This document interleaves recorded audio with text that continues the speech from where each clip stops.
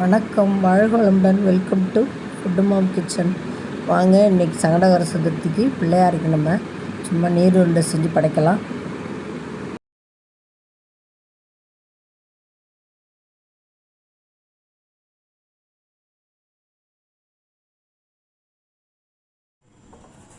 தேவையான அளவு உப்பு போட்டுக்கலாம். நம்ம மாவு அரைச்சாச்சுங்க. இப்போ தாளிச்சிடலாம். இப்போ நம்ம எண்ணெய் வச்சாச்சு, கடுகு போட்டுட்டோம். கடுகும் பெருங்காயம் அடித்து வச்சுருக்கேன் பாருங்கள், அதையும் போட்டுறேன்.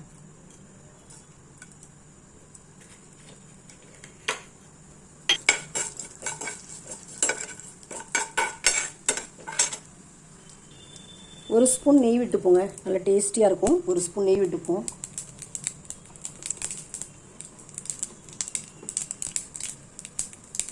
இதிலே பார்த்தீங்கன்னா உளுத்தம்பருப்பு, காஞ்ச மிளகாய்,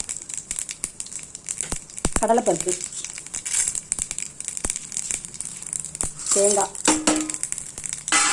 கேரட், அந்த காய்கறியும் போட்டால் ஹெல்த்தியாக இருக்கும். நல்லா வறுபட்டுட்டுங்க. இப்போ நம்ம எல்லாம் வறுபட்டுடுச்சு. இதுலேயே நம்ம கருவேப்பிலையும் போட்டுக்கலாங்க. கருவேப்பிலையும் போட்டுக்கிறோம். மாவு அரைச்சாச்சு, மாவையும் இதிலே போட்டு நம்ம கிண்டிடலாம்.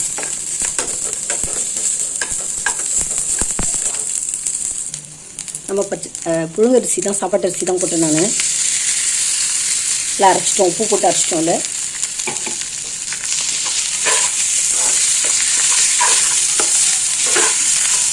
கொஞ்சம் மிக்சியை வாஷ் பண்ணி அதில் ஊற்றிக்கலாம் தண்ணியை. மாவு நல்லா கிண்டியாச்சு பாருங்கள். நல்லா கொழுக்கட்டை பிடிக்கிற அளவுக்கு கட்டியாகிடும். இது அரை வெக்கடா வந்துடும். இதுலேயே நம்ம கிளறி விட்டு இறக்கிட வேண்டியதான். உருண்டை பிடிச்சி வச்சு கொழுக்கட்டை பண்ணிடலாம். நம்ம தட்டில் இப்போ நெய் தடவிட்டோம். நெய் எடுத்து வச்சு, நெய் தடவினா நல்லா டேஸ்டியாக இருக்கும். நெய் தடவிட்டேன். உருட்டி நம்ம வச்சுக்கலாம். இல்லை நீட்டாகவும் கொழுக்கட்டை வச்சுக்கலாம். நம்ம சூடாக இருக்குது, இப்படியும் வச்சுக்கலாம். நீர் உருண்டை மாதிரி உருட்டியும் வச்சுக்கலாம். நம்ம பால் ஊற்றி கூட பசஞ்சிக்கலாம். நல்லா டேஸ்டியாக இருக்கும். கொஞ்சோண்டு பால் ஊற்றி பசஞ்சிக்கலாம்.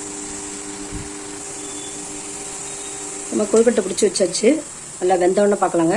உருண்டையும் நீர் உருண்டையும் உருட்டி வச்சுருக்கிறோம். கொழுக்கட்டையாகவும் பிடிச்சி வச்சுருக்கோம். நீர் உருண்டை மாதிரியும் உருட்டி வச்சுருக்கோம். வெந்தவொடனே பார்க்கலாம். ஒரு 5 நிமிஷம் வேகட்டும். கொழுக்கட்டை நல்லா வெந்துருச்சுங்க. நம்ம இன்றைக்கி சங்கடகர சதுர்த்திக்கு தான் நீர் உருண்டை மாதிரியும் கொழுக்கட்டை மாதிரியும் பிடிச்சாச்சு.